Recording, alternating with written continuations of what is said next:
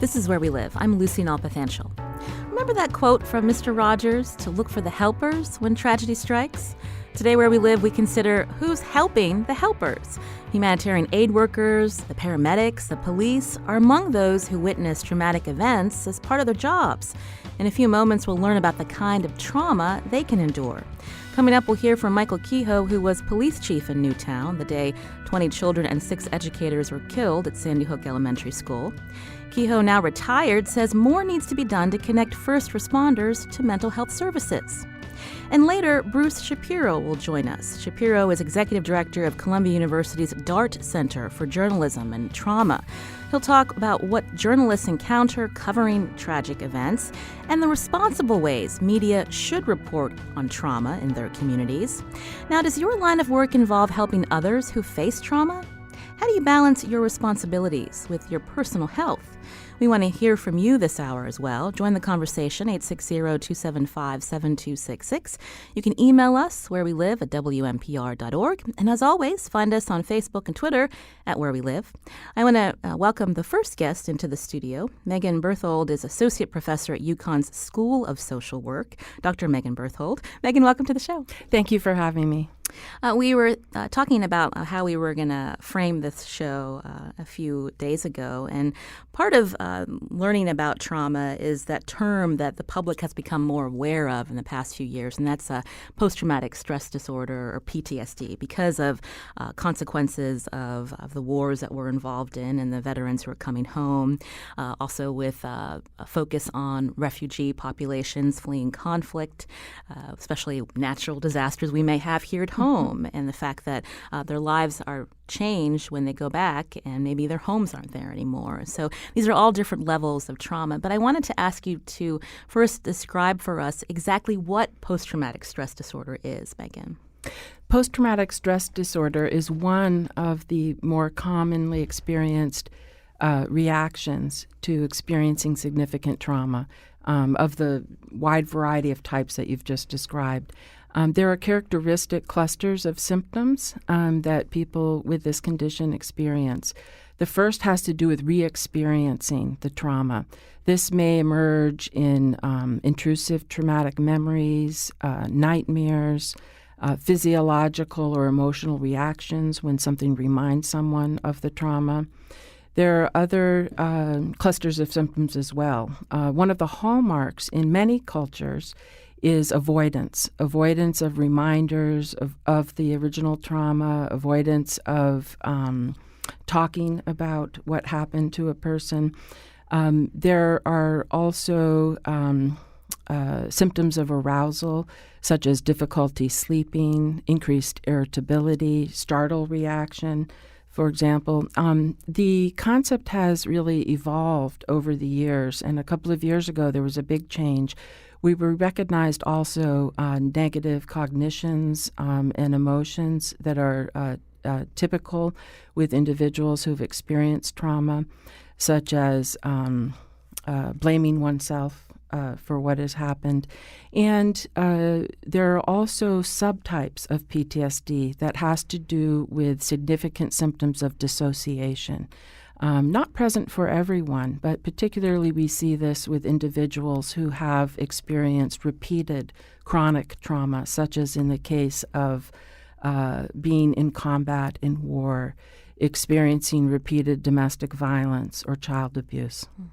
You mentioned that there's been an evolution. So when we think about how clinicians, I guess, diagnose these symptoms, how far back does that go? I think about when we think about post-traumatic stress disorder, there's the term soldier's heart that was given to Civil War people who served in the Civil War. And so I'm just curious, like how it's, I guess, evolved and how clinicians went about diagnosing it. Yes. Well, I think the phenomenon has existed for since our entire history. In addition to what you mentioned, there was also the concept of shell shock that was really used during the World War I time. The concept and diagnosis of PTSD, post-traumatic stress disorder, was not developed until 1980. after our own veterans, U.S. combat veterans in Vietnam, had returned from Vietnam and were experiencing these very classic symptoms that I described earlier. And then when in your line of work did psychologists start thinking about the trauma that the people who are helping trauma victims are also experiencing, whether by association or even witnessing traumatic events in the course of doing their line of work to help? Mm-hmm. The concept of vicarious trauma, which is also often referred to as secondary trauma, was not developed until 1990. This was after I had already become a social worker and already had experienced some of the symptoms of vicarious trauma.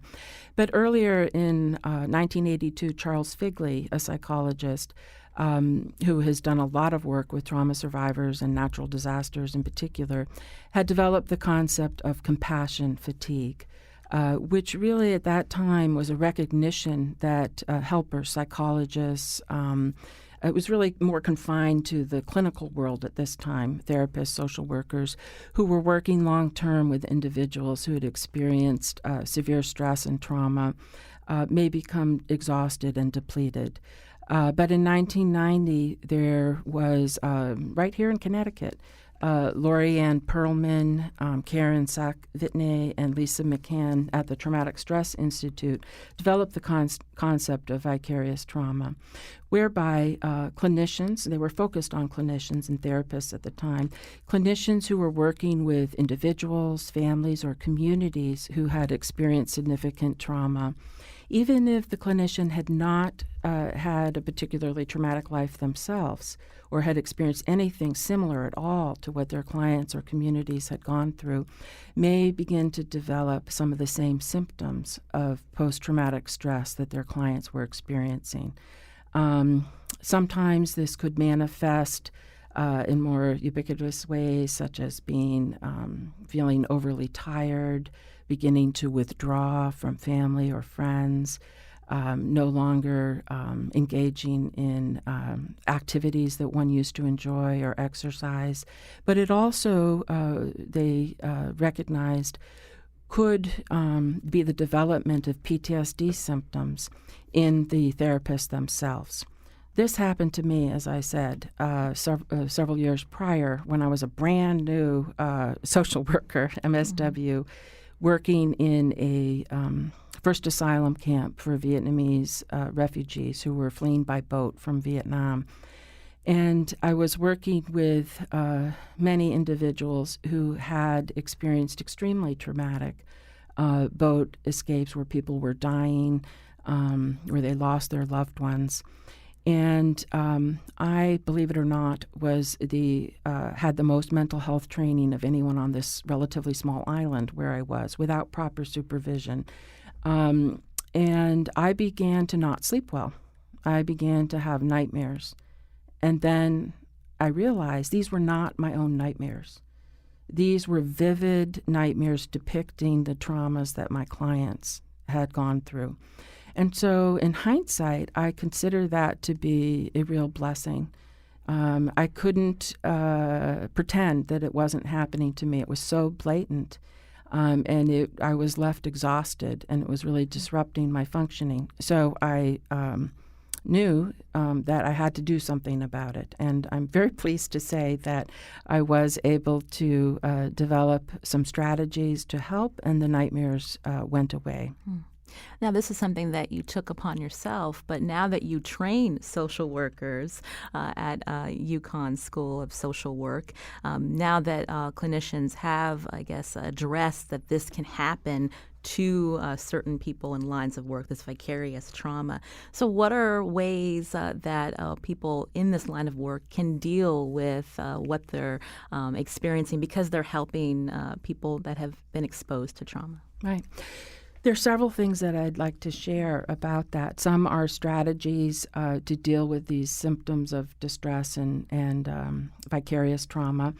But I also would like to mention another incredibly important concept of vicarious resilience, which I think is part of the plan of being able to prepare and take care of oneself And I hope we may have time to also talk about things that organizations can do to help support the well-being of their teams. So in terms of vicarious trauma, it's really ultimately should be an individualized plan.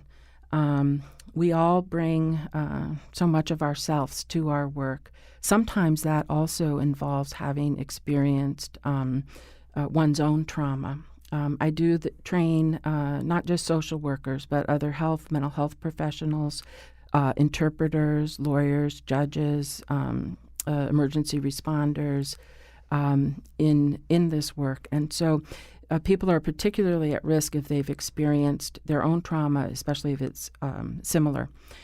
So some of the common strategies that people use will be finding peer support. I know that was so deeply valuable to me. One of my specialty areas is working with survivors of state-sponsored torture. I work with refugees and asylum seekers for a long time. And so finding other seasoned clinicians, my peers in my office, my colleagues around the country and internationally who do that work, who understand some of what we're grappling with, that's really helped. Many people also will develop physical exercise routines, tending to the basics, getting enough sleep, eating healthfully. My biggest strategy, and increasingly more and more people, are using skills of mindfulness. What I have found, I had begun to study meditation, and then I found that without realizing I was doing it, I naturally began to bring that into my work. So as I would do very detailed forensic evaluations of torture survivors in the context of their asylum applications, where I needed to remain professional, remain calm, be able to hear the details of how they were tortured by another human being or human beings. I found that the skills of mindfulness and meditation were extremely valuable. Learning to regulate my breath so that I could remain calm, and that it helped me to think more clearly, so that I could not cut off the torture survivor I was working with, but also tracking what was going on physiologically inside my body. Was I beginning to, my heart beginning to race? Was I beginning to feel nauseous? Helped me to bring awareness to that. As a reaction, as a vicarious reaction to the stories of torture and the enormous emotional distress that was exhibited in front of me, while still being able to remain calm and professional and attend to the needs. I teach that to people that I work with.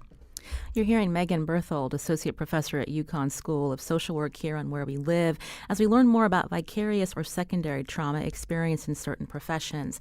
Megan's a social worker. Coming up, we're going to be talking about the impact on first responders as well as journalists covering trauma in their communities. You mentioned something, Megan, that you have done training for people in many different lines of work, including lawyers and judges. Can you talk a little bit about that? Yes. So many lawyers work with individuals and who have experienced intense trauma. For most people, going through a lawsuit, having to tell a lot of details about traumatic experiences in their life is quite difficult. What I've learned from the numerous lawyers I've worked with over the years is that they often aren't trained on how to elicit information that they need in order to best represent their clients about the trauma experiences, as well as how to ask questions and help to prepare those individuals. So what I've learned from some judges, immigration judges who have talked to me about this as well, is that sometimes they feel unprepared to hear testimony about in the case of asylum, some of the qualifying persecution, some of the details of the traumas that happen to the applicant because it's too distressing for them.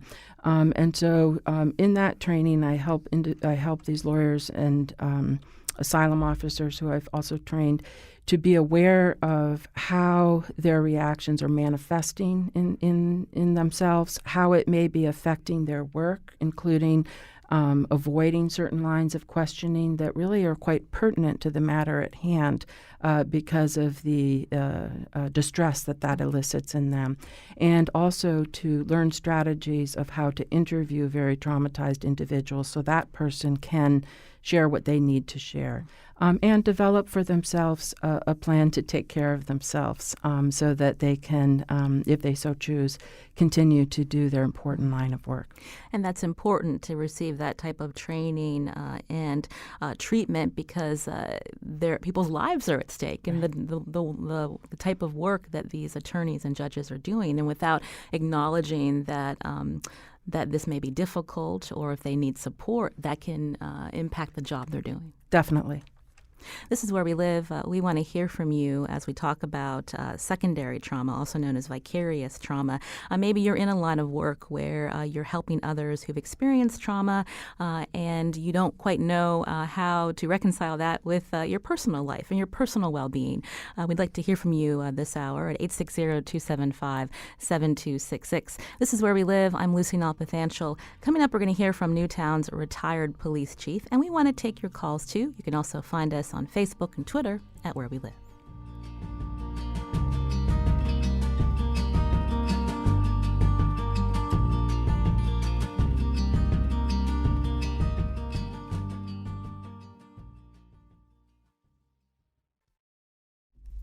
This is Where We Live. I'm Lucy Nalpathanchel. We've been learning about vicarious trauma or secondary trauma that certain people face because of the types of jobs they hold.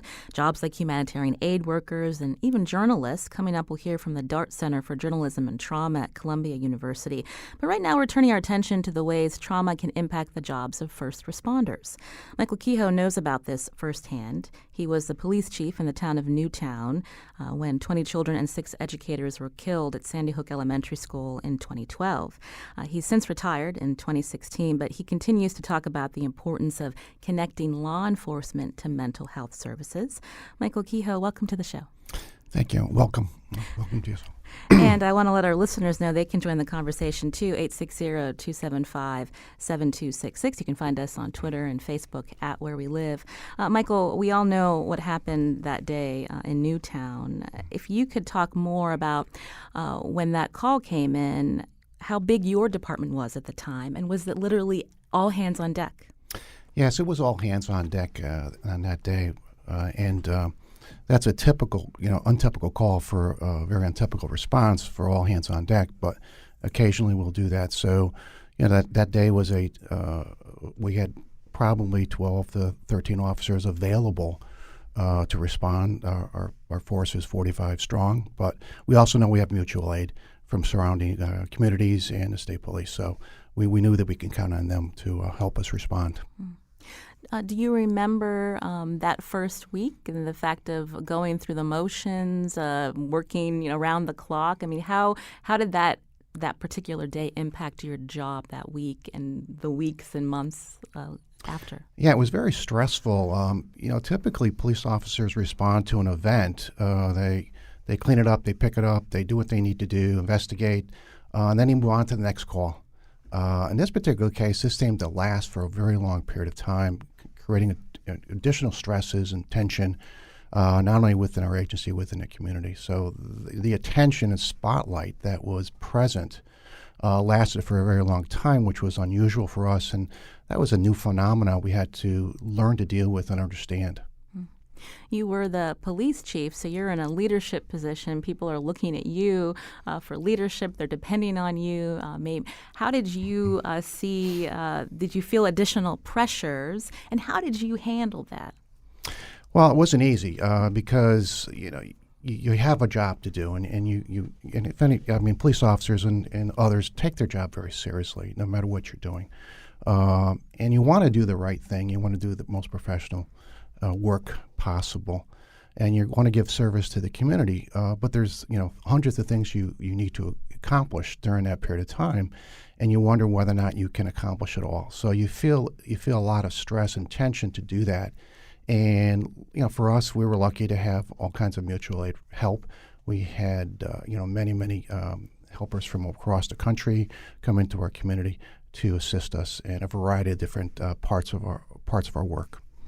Up until that moment, this term vicarious trauma or secondary trauma, was that something that you were aware of, or your police officers, had they received any type of training? That's an interesting question. I think they have. I mean, police officers are trained at the academy. Does it? Will that training help them, let's say, maneuver through an incident like this? Sometimes it won't. We see a lot of trauma in our careers. This was one of those very unique traumas that I think even the most veteran officer, including yours truly, just kind of were shocked at. If you could predict what you would face in your career coming into the job, you would probably not have predicted this particular kind of incident. You could predict a lot of things that you'll say, but not this kind of incident. So it's a shocking, it's shocking initially to try to say, okay, now I've got to deal with this. First of all, you have to feel shocked that you have faced this, okay, and now it's going to be even longer term than you had expected and predicted. You mentioned that you and your other officers had a job to do, but at what point did it become clear to you that the people that worked for you needed additional support, that they needed to talk to a therapist or a counselor? Almost immediately. You just knew that that they would need to do that. We had EAP specialists on site immediately. Speaking with them afterwards, you kind of recognized that this was an extraordinary event for your agency, for your personnel. And, it's talking about sworn personnel and also civilian personnel. I don't want to forget about them because they're so important too. They're feeling the effects of many, many things that are going on. So you just knew that it was you're going to have to come up with a strategy that would address all those issues that would not only come in the short term, but in the long term.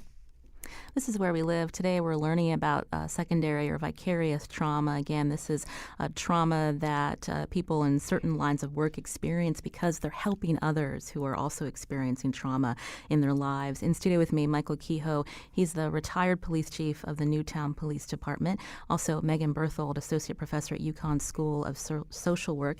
You can join our conversation too, 860-275-7266, and find us on Facebook and Twitter at Where We Live. Is there a particular, Michael, when we think about law enforcement, a different culture where is it easy to ask for help? Because we know in this conversation we're having in our country in recent years about access to mental health, and we talk about stigma. How easy is it, though, to ask for help when you are working in law enforcement? Well, it's difficult because the stigma is there and the culture is there, and there's culture in every segment of our society and certainly professions that are out there. One of the unique problems that we have in law enforcement is we certainly have lots of authority and privileges, and we carry a gun. So if you were to just off the top of your head say to you, what about a person who's thinking about, who's depressed? Would you like to have that person have a gun in their possession or nearby?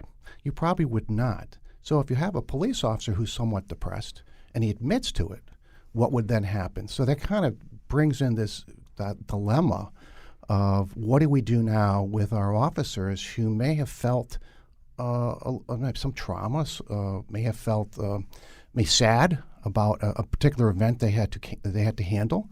What are we going to do with them going forward? Are we going to keep them on the job? Because we know a distracted officer is an officer safety issue. So we want our officers to be as clear and crisp in your thinking as possible every day, because you can't determine what day it's going to happen. If you're having a B or C day, then you have a significant event. You want them to be at their best. So I think that's the dilemma we face, and the strategy we have to put in place to address those. Megan Berthold is also here, associate professor at UConn School of Social Work. Megan, you've done training about vicarious trauma and resiliency with different professions, including law enforcement. What would you like to add to this conversation when you hear how Michael was talking about dealing with the aftermath of this very tragic event, and also concerned about the men and women that work for him? One of the things that I'm very impressed by is that as the leader of his team. He had that awareness and also the commitment to ensure the well-being. And one of the things that I think is so important for organizations and professions throughout our society is to recognize, as Michael has, that these reactions are normal. It's to be expected, as he put it, when this is a really extraordinary event, the incidents at Newtown that he and his team were tasked with responding to.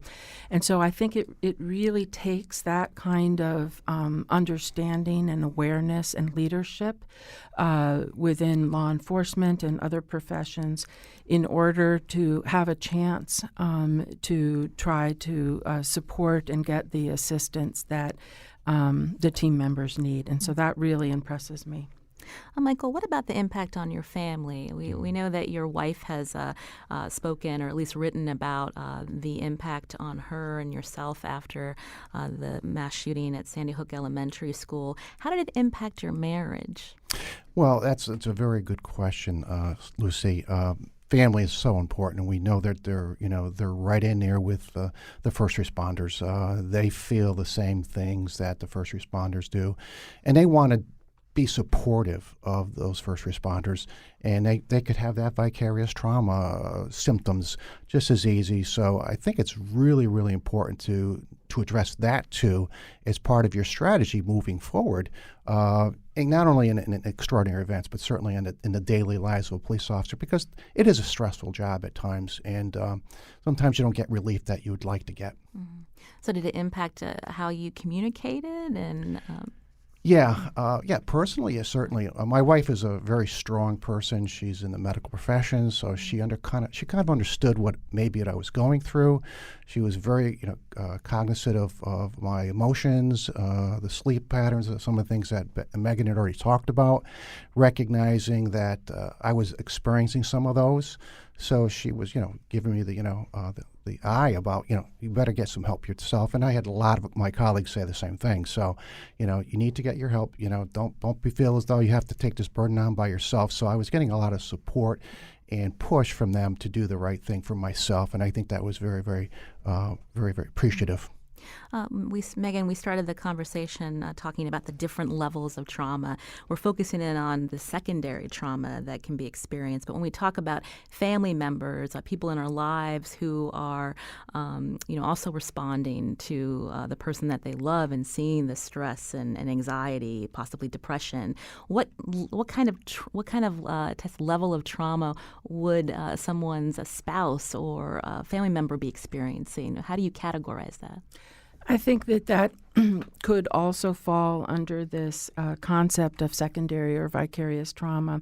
I think it's very important to recognize that first responders, clinicians, all of the types of professions that we've been talking about, often, and certainly in the case of first responders in Newtown, it wasn't just vicarious trauma. It was also experiencing a primary trauma themselves in the responding to this mass shooting.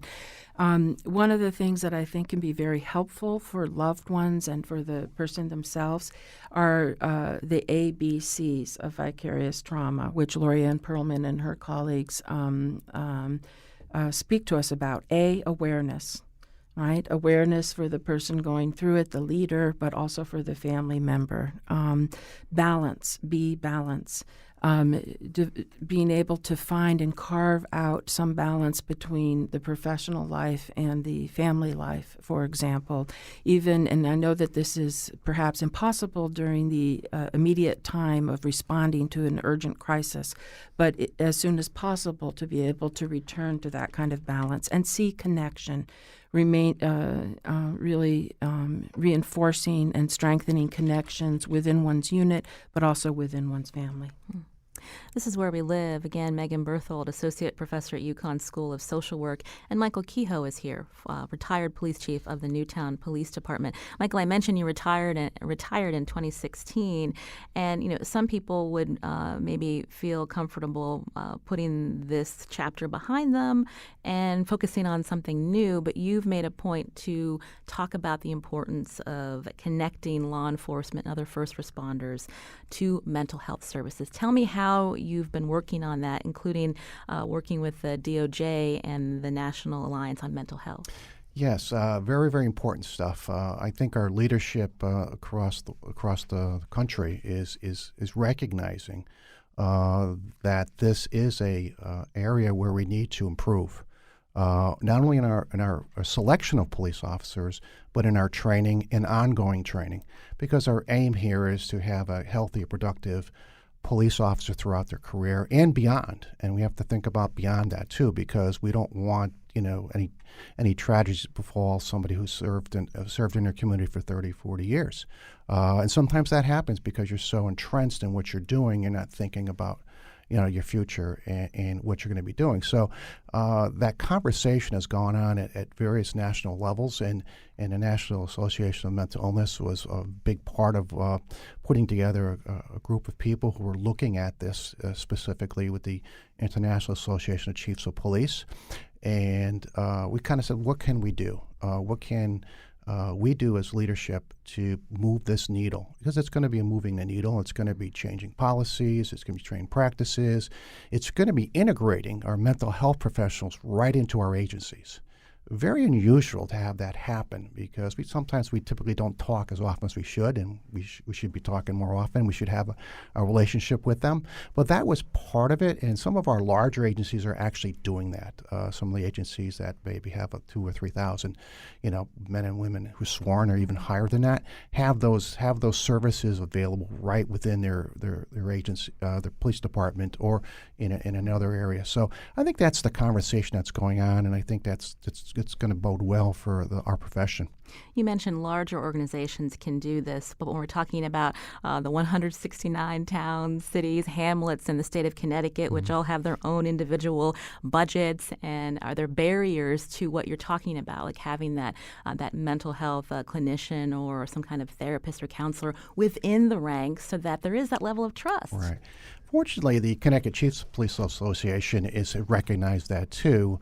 They're an arm of the IACP, so they are doing what they can do to, as small groups of chiefs and regional chiefs, to say, what can we do regionally? Because again, we have a lot of small agencies in our state, so the resources may not be there for all of this. So I think we're trying to attack it from that perspective, and I think it's working well. We've got a subcommittee that just sits and talks about that, and the training that can be brought to bear, the monies and the resources that can be brought to bear on this very important subject matter. This topic has also come up before the Connecticut General Assembly. My next guest has tried to actually get the state legislature and a bill passed to provide better mental health treatment for first responders. I want to welcome into the conversation State Senator Kathy Austin, who serves the town of Sprague. Senator Austin, welcome to the show. Hi, thank you very much. We know that for several years now there's been a bill before the legislature that would help with treatment and response for first responders dealing with post-traumatic stress. Can you talk about some of the bills that you've worked on and what you would hope to change? So the bills that I've been working on for the last 5 years have been put through both the public safety committees in the legislature and the Labor and Public Employees Committee. And what they have been is to cover, we started with firefighters and police officers to get covered for post-traumatic stress and get the treatment necessary, which I believe sometimes is not just a result of a traumatic incident like the Newtown incident, but the daily sort of drip of issues that have happened because of the constant pressure of the job. And so what we're trying to do is get post-traumatic stress covered like any other work-related injury under workers' compensation. And we narrowly defined it so it would first take care of first responders who were seeing the death of an individual at the hands of another individual. And so that's what we've been trying to do. And each year we get fought based on what the Connecticut Conference of Municipalities determines as the cost of the program. But that's really a boondoggle because, quite frankly, the cost is just not there. This is something that would only be, according to national statistics, 0.5% of workers' compensation cases and only 2.5% of the total workers' compensation costs. So it's something that I think we should do. It's something that I think is necessary to do, and it's something that each year I fight for to make sure that we're providing workers who we count on to be that consummate professional all the time, the resources to remain that consummate professional. So municipalities believe this would be a costly, unfunded mandate, and they think the state should be required to pick up some of the bill. Is that possible, Senator Austin? Well, the state does give a lot of financial resources to municipalities, and I believe that under the workers' compensation, CIRMA, which is also one of the financial arms of the Connecticut Conference of Municipalities, that's where they get their money from, is from the insurance that they sell to municipalities, should be able to pick up the cost. Again, 0.5% of the workers' compensation costs and 2.5% of the total cost. And we have put into a bill that I sponsored that decreased workers' compensation costs in Connecticut double digits over the last 4 years. So we have been providing them with financial incentives to cover other costs of workers at a far lower level than the savings that we have already given them. I'm going to thank Senator Kathy Austin for joining us to talk about her efforts to get this kind of legislation passed within the state of Connecticut. I wanted to ask Michael Kehoe for your response to what the senator has proposed, because we know through reports that there was even an officer in Newtown that couldn't go back to work, and there was a fight between the town about how much they could offer him in terms of disability. Right. And first of all, I want to thank Senator for doing all the work that she does at the Capitol. I know this is a very difficult conversation that has to be taken up there, and certainly the state is has financial resource issues. So we appreciate that. Indeed, we need to start to push the needle. I think with the right checks and balances in place, and what the senator said about the cost. I think if you can assure that sometime in the future will be a law, and I think that will be addressed, in the future. So I think that we need it. There's no doubt about it. And again, sometimes things don't happen very quickly at the legislature that we all think we need. For a variety of different reasons, but those efforts continue to go on. I'm sure they will go on for the next few years.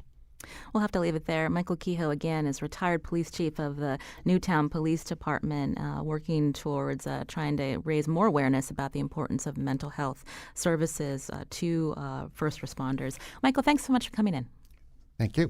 This is Where We Live. I'm Lucy Nalpathanchel. We're going to continue this conversation with Megan Berthold, Associate Professor at UConn School of Social Work, and we're going to learn more about the DART Center at Columbia Journalism School, which focuses on this issue of how journalists should cover traumatic events and how they should respond to trauma that they're also witnessing. That's right after the break.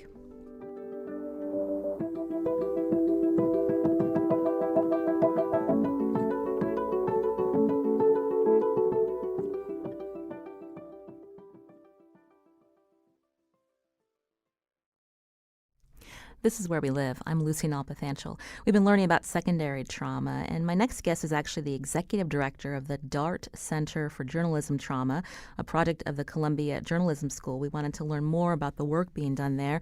Bruce, welcome to the show. Glad to be here, Lucy.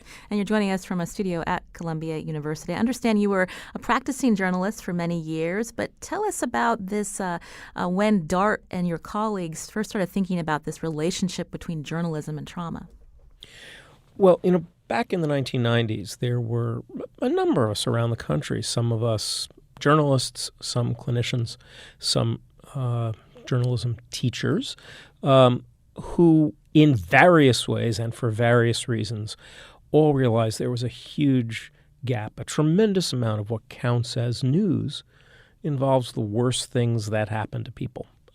Hurricanes and murders and wars and refugee issues and torture. All of these things are important, big disruptions in the social fabric. They all represent legitimate, important news. And yet, as journalists, in our toolkit, we really had kind of very little training and very little preparation for interviewing, encountering, narrating the lives of people dealing with issues like post-traumatic stress disorder, dealing with the complicated political and moral nature of victimization. So we started drawing those lessons together, found a donor, a wonderful family named Dart who continued to support our work, and began this work. But as we did so, we swiftly came to the conclusion that not only was there a vacuum around how we report on survivors of violence, but also a big gap in what we know about how journalists ourselves are affected. I mean, for myself, the very first news story I ever covered involved the untimely death of a young woman in my neighborhood in Chicago, about my own age, within a few years of being a very ordinary community reporter on an ordinary beat. I had interviewed Vietnam veterans, Cambodian refugees, Holocaust survivors, had covered a bridge collapse on I-95, all kinds of tragic events that are just part of the normal work of being a journalist. This is a big load. And so we began to sponsor some research, working with clinicians and researchers, and then develop training for newsrooms on both branches of this, both how to report on the aftermath of tragedy and also how journalists can stay resilient, be effective witnesses, whether it's in frontline coverage or through deep immersion into issues like, sexual abuse that we saw with the Spotlight story in the Boston Globe, this week's reporting on Judge Kavanaugh, all of this, criminal trials, murder trials, all of this involves a heavy dose of pretty terrible experience, and we got to deal with that as a profession. When the Dart Center was first starting out back in the 90s, there wasn't Twitter and Facebook to add to the load of how we collect and disseminate information and what the audience is seeing. So I'm curious if you could talk more about the role of technology, again, with when we're talking about violent events and how we should be reporting and covering them. Sure. Well, first of all, of course, Twitter and Facebook and social media generally speed everything up and give us all a whole lot more information. And it doesn't matter there whether you're covering international affairs or a community tragedy. What comes at you through Twitter greatly accelerates the kind of amount of imagery, the amount of information you have available. And actually, we saw this, with Sandy Hook, which it should be said for those of my friends who are Connecticut journalists, they not only had to cover a breaking story with information needing to be sorted through social media, but needed to deal with loss in their own community. The parents of one of the teachers who was killed were both Connecticut journalists. So this, social media that connects us also implicates journalists even more deeply. But more important or more widespread than that, what social media has changed, especially in the last 2 years, I would say, is given us a flood of user-generated content, often involving very graphic imagery. Think of police shooting video, the Philando Castile story, disaster coverage from video from Hurricane Maria, beheading video from Syria. And in newsrooms all over the world, not only are journalists having to make editorial choices about whether to post this stuff or not, but we're having to do what the public never sees, which is examine it closely, verify it, spend time deciding whether stuff is newsworthy. And this means that many, many hands are touching toxic imagery in newsrooms, and 22-year-olds who most of the day are verifying cute cat videos suddenly have to verify a massacre. That's pretty awful, and it's causing a lot of news organizations to examine their practices and to take this issue of vicarious trauma, which Megan Berthold was talking about, to take it really seriously. The brain does not distinguish always between real threats out in the world and a steady diet of toxic imagery, and we as a profession are just coming to grips with that now.